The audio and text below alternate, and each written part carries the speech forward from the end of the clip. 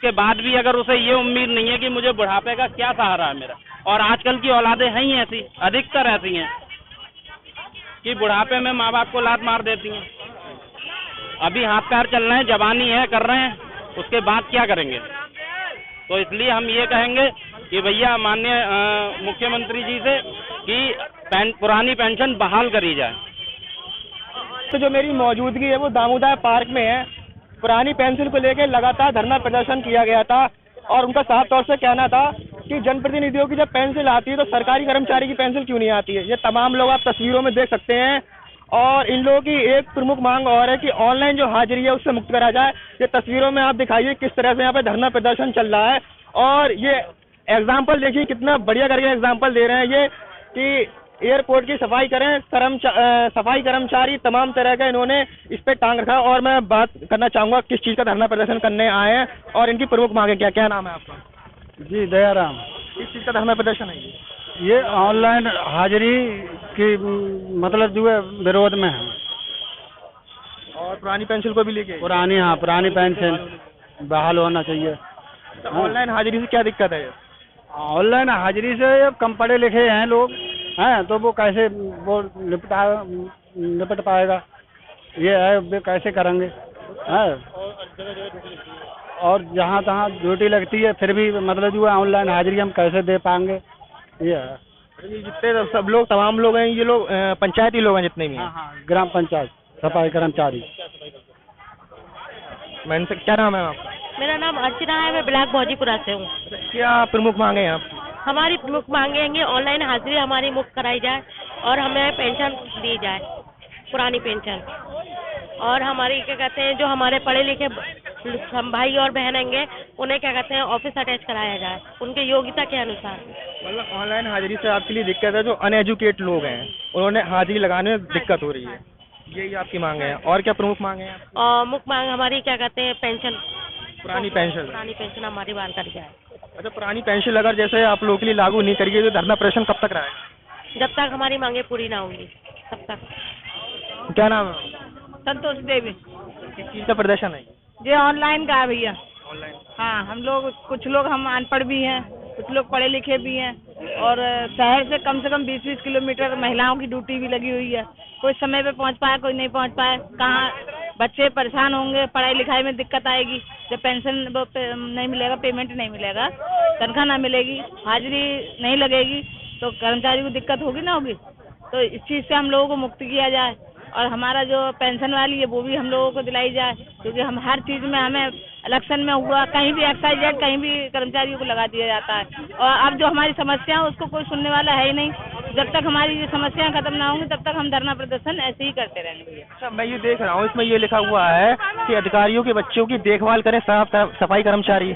ये बात सच है क्या? बिल्कुल सच है। अभी भी कम से कम 10% कर्मचारी हमारे अधिकारियों के यहाँ लगे हुए हैं। वो यहाँ की सफाई कर्मचारी की नियुक्ति हर जगह तुम पेल रहे हो, हर जगह रख रहे हो हम लोगों को। तो हमारी बात भी तो सुनो। हम लोगों की जो समस्या है उसका भी तो समाधान आप ही करोगे।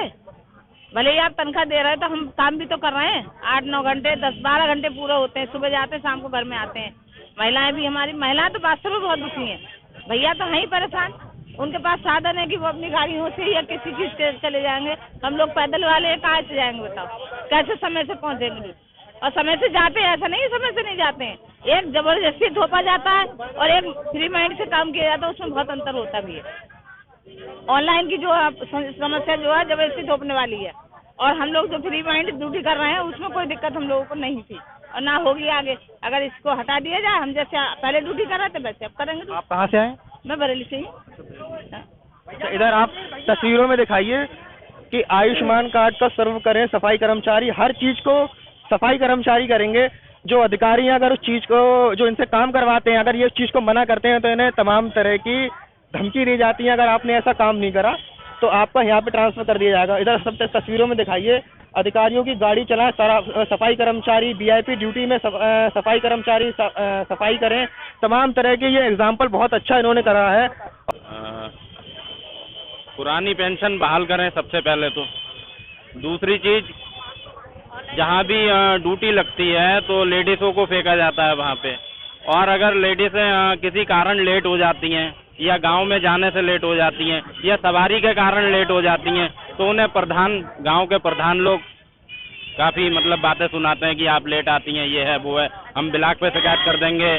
और अधिकारियों के पास जब लेडीज़ें जाती हैं तो अधिकारी कहते हैं चलो भाई इसका लेटर बनाओ और इसको दूसरी जगह फेंको। मतलब किसी तरह से कोई सुनवाई नहीं होती है। और ये सारा मैटर आप देख ही रहे हैं, कर्मचारियों से क्या क्या कराया जाता है।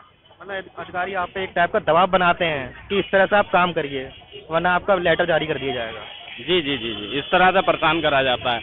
मतलब सुनवाई नहीं करी जाती है और उल्टा पूछा नहीं जाता है कि किस कारण लेट हुए, क्या हुआ।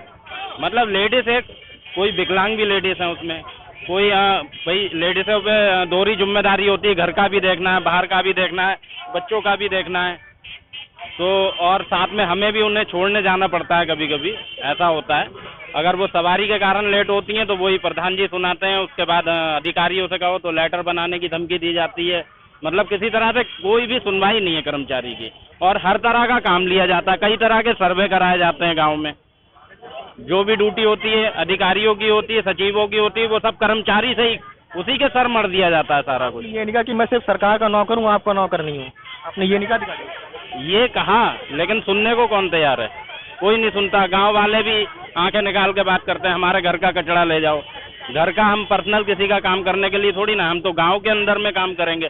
उसमें भी पंचायत घर भी हम ही को करना है, उसके बाद स्कूल भी हमें करना है, उसके बाद गांव का भी हमें करना है। और केयर टेकर जो रखे जाते हैं, केयर टेकरों का कोई अता पता नहीं है। सैलरी जा रही है उनकी पूरी, अब वो कहाँ जा रही है, किसकी जेब में जा रही है, ये किसी को नहीं पता। ये प्रधान के जाए या सचिव के जाए या किसके जाए, किसी को नहीं कुछ नहीं पता। सारा काम कर्मचारी के ऊपर है, ऐसा समझ लीजिए।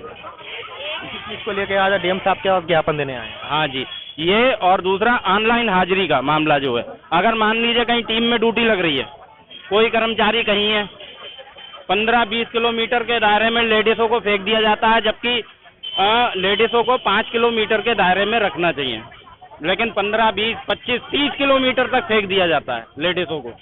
उसके बाद अगर टीम में ड्यूटी लग रही है तो पहले वो अपने गांव में जाएगी, ऑनलाइन हाजिरी देगी, फिर वो वहाँ पे जाएगी तो ग्रुप लीडर कहेंगे कि आप लेट आ रही हैं। समझे आप मेरी बात?